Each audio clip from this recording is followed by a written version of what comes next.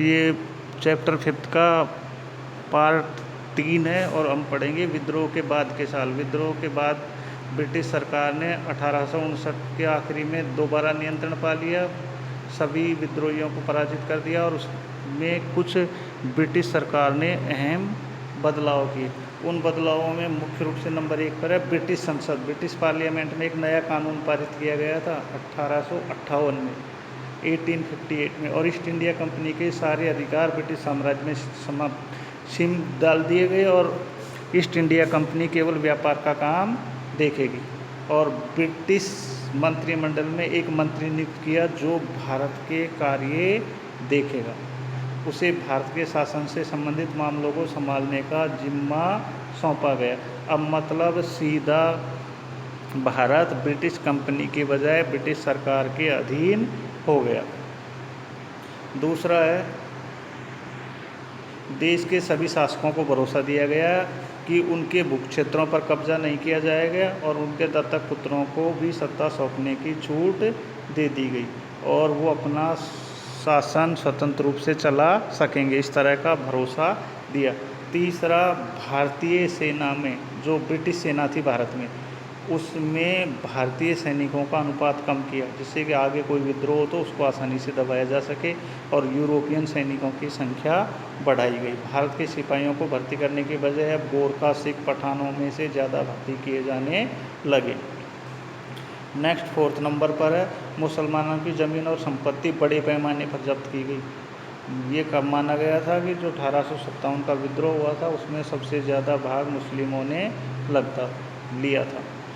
Next है 5 number पर, अंग्रेज़ों ने फैसला किया कि वे भारत के लोगों के धार्मिक मामलों में हस्तक्षेप नहीं करेंगे, भारत के लोगों के धार्मिक रीति रिवाजों का सम्मान करेंगे और उसमें किसी तरह का कोई इंटरफेयर नहीं करेंगे। इसके अलावा जो लैंडलॉर्ड और ज़मींदार थे उनके अधिकारों की रक्षा करने की नीति भी बनाई गई और इस तरह 1857 के बाद भारत सीधा ब्रिटिश सरकार के अधीन हो गया। अब इस मैप में इम्पोर्टेंट कुछ वो दिए हुए हैं 1857 के विद्रोह के केंद्र, उसमें इम्पोर्टेंट है मेरठ, बरेली, फैजाबाद, लखनऊ, कानपुर और झांसी। ये सारे के सारे उत्तर प्रदेश में है प्रेजेंट में।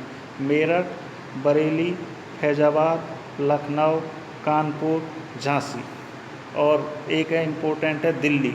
ये सारे इम्पोर्टेंट बिंदु है मैप की दृष्टि से। यहाँ पर आंदोलन बड़े पैमाने पर हुआ था, आंदोलन के ये मुख्य केंद्र थे, आंदोलन के ये मुख्य केंद्र थे, जिसमें मेरठ, दिल्ली, बरेली, लखनऊ, फैजाबाद, कानपुर, झांसी। इम्पोर्टेंट पॉइंट है ये सारे। इसका एक एग्जाम्पल और दिया हुआ, एक खुर्दा संग्राम केस स्टडी है। ये उड़ीसा का एक बड़ा जनपद था और ये घटना है 1857 की। खुर्दा उड़ीसा के दक्षिणी पूर्वी भाग में स्थित एक छोटा राज्य था और इसमें 105 गढ़, 60 बड़े और 1109 छोटे गांव सम्मिलित थे और बहुत उपजाऊ इलाका था। और यहाँ के जो शासक थे वो थे वीर किशोर देव, जो स्वाधिकृत 4 परगनाओं को अपना मानते थे, लेकिन उनको ये जो एरिया था उसमें जगन्नाथ मंदिर संचालन और 14 गढ़ जातों के प्रशासनिक उत्तरदायित्व को पूर्व में दबाव में आकर मराठों को सौंपने पड़े थे। उनके पुत्र तथा उत्तराधिकारी मुकुंद देव चाहते थे कि ये इलाके हमको वापस मिले। अंग्रेज़ और मराठों के बीच संघर्ष में अपने लिए मौका देखते हुए उन्होंने खोए हुए क्षेत्र तथा जगन्नाथ की देखरेख से संबंधित अधिकारों को पुनः प्राप्त करने हेतु उन्होंने अंग्रेज़ों का साथ दिया और अंग्रेज़ों के साथ सलाह मशवरा किया और 1803 में उड़ीसा को अपने कब्जे में लेने के बाद अंग्रेज़ों ने इन दोनों मुद्दों पर से किसी पर भी सकारात्मक कार्रवाई नहीं की, मतलब अंग्रेज़ों ने कोई इंटरेस्ट नहीं लिया और इस वजह से उनको इस तरह के अधिकार प्राप्त नहीं हुआ। तो खुर्दा में एक बड़ा आंदोलन खड़ा हो गया और ब्रिटिश सरकार के अगेंस्ट सशस्त्र विद्रोह हो गया 1817 में।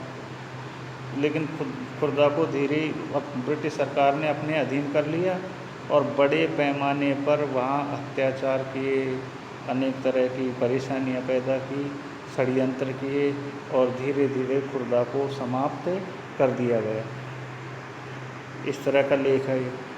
उसके बाद है परम शांति के एक स्वर्गीय साम्राज्य की खातिर। ये घटना है 1857 के बाद जब विद्रोह फैला, उसी समय चीन के दक्षिणी भागों में भी एक विशाल विद्रोह हो रहा था और वो 1850 में शुरू हुआ था और 1860 में जाकर ख़त्म हुआ था। होंग जिकुआवा नेतृत्व में हज़ारों मेहनतकश गरीब लोगों ने ये आंदोलन शुरू किया था और इस आंदोलन को नाम जाना जाता है ताइपिंग विद्रोह के नाम से। हांग जिकुआवा के धर्मांतरण के कारण हुआ था ये विद्रोह, धर्म परिवर्तन के कारण, और वह कंफ्यूशियसवाद और बौद्ध आदि परंपरागत चीनी धर्मों के खिलाफ थे। ताइपिंग के विद्रोही एक ऐसे साम्राज्य की स्थापना करना चाहते थे जहां ईसाई धर्म को माना जाए। इस तरह का एक मूवमेंट विदेशों में भी उस समय हुआ था। उसके बाद ये क्वेश्चन है, झांसी की रानी लक्ष्मीबाई को अंग्रेज़ों से ऐसी क्या मांग थी जिसे उन्होंने ठुकरा दिया। झांसी की रानी लक्ष्मीबाई चाहती थी कि उसके दत्तक पुत्र को क्या मिले, झांसी का राज्य मिले, लेकिन अंग्रेज़ों ने इसको नहीं माना। ईसाई धर्म प्रचारकों की रक्षा के लिए एक आया था सामाजिक परिवर्तन सुधार, उसमें दिया हुआ है। नेक्स्ट, सिपाहियों को नए कारतूस पर ऐतराज़ क्यों था। सुअर और गाय की चर्बी वाला एग्जाम्पल आया था।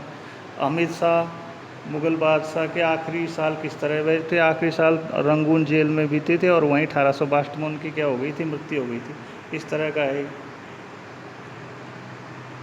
और क्वेश्चन नंबर 5 में 1857 से पहले भारत में अपनी स्थिति को लेकर अंग्रेज़ों की परेशानी थी कि अंग्रेज़ों का आत्मविश्वास में कमी थी।